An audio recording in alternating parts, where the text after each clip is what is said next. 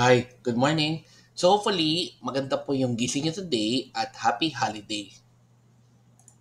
Okay, number one, work is co-creating with God. So talagang kapag may work tayo, ibig sabihin is pareho rin tayo nakikipag co-create with God sa mundong ito.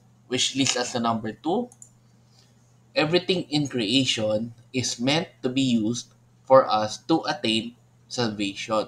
So, talagang gamitin natin sa tama kung ano po ba ang mga things na ibinibigyan ng Diyos para sa uli, maka-attain po tayo ng salvation. Number three, work is a source of blessing for their families, which is true.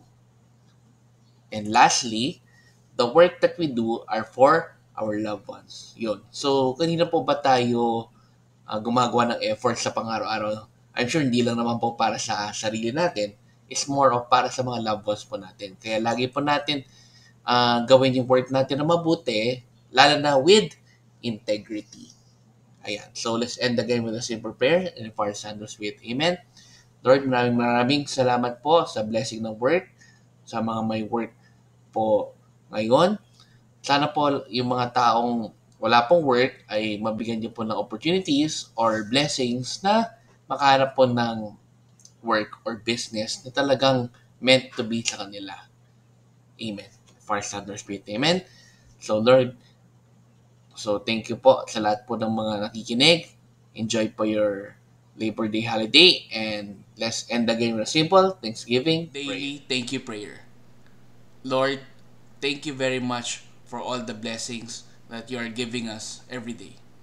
Thank you for our food, safety, security, guidance, and all your blessings.